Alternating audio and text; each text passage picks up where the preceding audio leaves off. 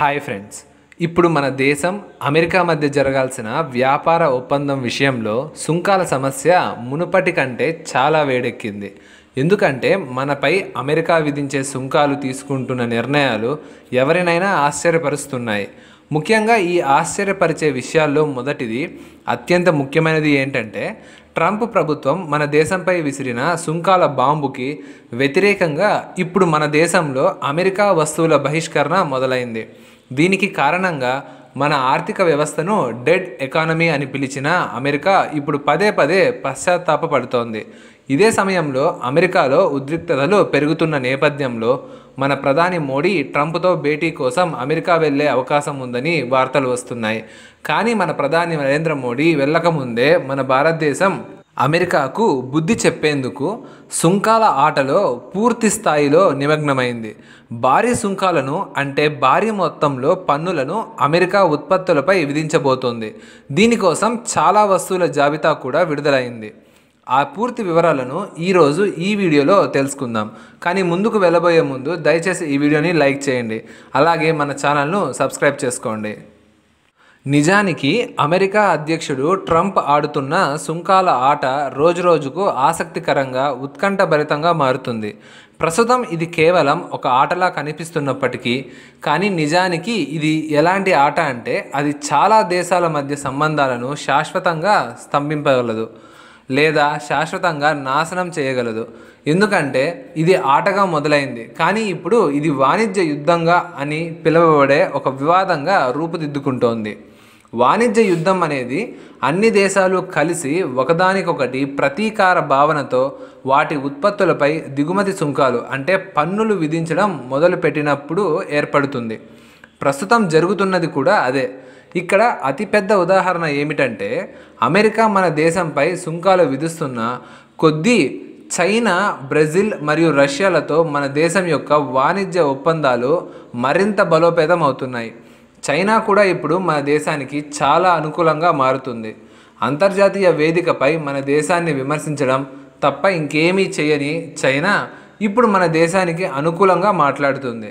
కానీ ఈ పరిస్థితి అంత సులభంగా ఏర్పడలేదు. ఉదాహరణకు ఒక గ్రామంలో అంతర్గత శత్రుత్వం ఉన్నప్పటికీ, అంటే ఆ గ్రామ ప్రజల మధ్య గొడవలు ఉన్నప్పటికీ, ఆ గ్రామానికి ఏదైనా ఆపద వస్తే శత్రువులుగా ఉన్న గ్రామ ప్రజలు కూడా మిత్రులుగా మారి ఆ ఆపదను కలిసి ఎదుర్కొంటారు.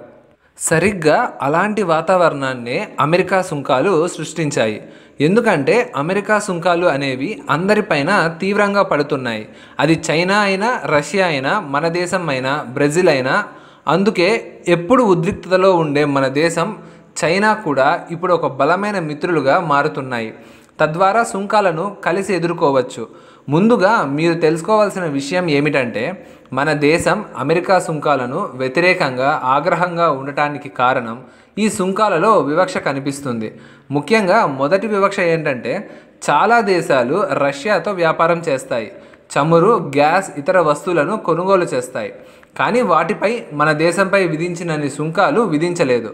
ఉదాహరణకు మీరు మన దేశం మరియు చైనాలతో పోల్చి చూడండి. మన దేశం రష్యా నుంచి కొనే చమురు, గ్యాస్ కంటే చైనా చాలా ఎక్కువగా కొనుగోలు చేస్తుంది. కానీ చివరికి ఫలితం ఏమిటంటే మన దేశంపై 25% సుంకాలు విధించబడ్డాయి. మరికొన్ని రోజుల్లో మరో 25% విధించబోతున్నారు. మరోవైపు చైనాపై సుంకాలు విధించకుండా అమెరికా దానికి మరో 90 రోజుల సమయం ఇచ్చింది.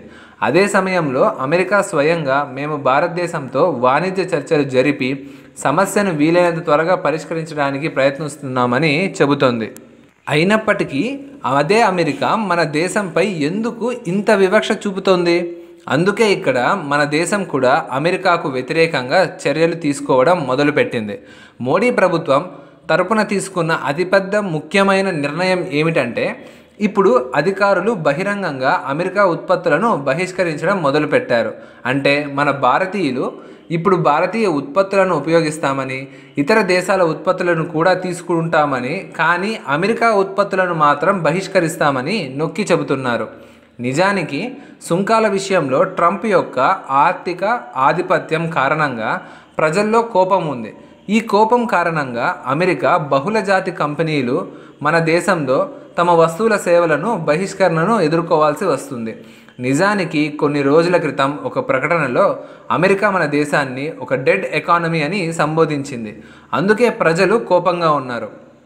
ప్రపంచంలోనే అతిపెద్ద వినియోగదారుల మార్కెట్ అయిన మా దేశాన్ని మీరు డెడ్ ఎకానమీ అని ఎలా అంటారు అని కోపంగా ఉన్నారు. దీని ఫలితంగా మెక్డొనాల్డ్స్ నుండి కోకాకోలా, అమెజాన్, యాపిల్ లాంటి కంపెనీలు నష్టాలను చవిచూడవలసి వస్తుంది. ఎందుకంటే మన దేశం ప్రపంచంలో అత్యధిక జనాభా కలిగిన దేశం. వేగంగా పెరుగుతున్న ధనిక వినియోగదారులను లక్ష్యంగా చేసుకొని విస్తరిస్తున్న అమెరికా బ్రాండ్లను ఇది ఒక ప్రధాన మార్కెట్. ఉదాహరణకు మెటా యొక్క వాట్సాప్కు మన దేశం వినియోగదారుల పరంగా అతిపెద్ద మార్కెట్. దేశంలో మరే ఇతర బ్రాండ్ కంటే డామినోస్ రెస్టారెంట్లు చాలా ఎక్కువగా ఉన్నాయి. పెప్సీ, కోలా లాంటి పానీయాలు ప్రతి దుకాణంలో కనిపిస్తాయి. కొత్త యాపిల్ స్టోర్ తెరిచినా లేదా ఏదైనా స్టార్బక్స్ కేఫ్ డిస్కౌంట్ ఇచ్చినా ప్రజలు క్యూలలో నిలబడతారు. కానీ ఇప్పుడు మన దేశం బహిష్కరించిన విధానం వల్ల అమెరికా కంపెనీలలో భయం ఏర్పడింది. దీనికి అదనంగా మరో అతిపెద్ద వార్త ఏమిటంటే ప్రధానమంత్రి మోడీ వచ్చే నెలలో ఐక్యరాజ్య సమితి సర్వసభ్య సమావేశానికి అమెరికా వెళ్ళవచ్చు. సర్వసభ్య సమావేశం 80వ సెషన్ యొక్క ఉన్నత స్థాయి చర్చల కోసం వక్తల పాక్షిక జాబితా ప్రకారం సెప్టెంబర్ 26 ఉదయం సమావేశాన్ని ఉద్దేశించి ప్రసంగించనున్నారు. దీంతో మన దేశం అమెరికా మధ్య బగ్గుమన్న సుంకాల సమస్య కూడా ఈ సమావేశంలో పరిష్కారం అవుతుందని ఆశిస్తున్నారు. కానీ ఆశ్చర్యకరమైన విషయం ఏమిటంటే మన ప్రధాని మోడీ అమెరికా పర్యటనకు వెళ్ళకముందే మన దేశం మరొక చర్య తీసుకుంది. ఇది సాధారణ చర్య కాదు. అమెరికాకు వ్యతిరేకంగా భారీ సుంకాలు విధించడం. ఎందుకంటే తాజా వార్తల ప్రకారం ట్రంప్కు గుణపాఠం చెప్పడానికి మన దేశం సిద్ధమైంది. సుంకాల సమస్య కొత్త రూపాన్ని సంతరించుకోవడంతో మోడీ ప్రభుత్వం అనేక వస్తువులపై భారీ సుంకాలు విధించవచ్చు. ప్రస్తుతం అమెరికా కొన్ని దేశాల మధ్య సుంకాల యుద్ధం మొదలైంది. ఇందులో ప్రముఖమైన పేరు మన భారతదేశం. మన దేశం అమెరికా అధ్యక్షుడు ట్రంప్ విధించిన 50% సుంకాలకు బలైంది. దీనికి తోడు ట్రంప్ ప్రభుత్వం మన దేశాన్ని అమెరికా నుంచి ఆయుధాలు కొనుగోలు చేయాలని ఒత్తిడి చేస్తోందని కూడా వార్తలు వస్తున్నాయి.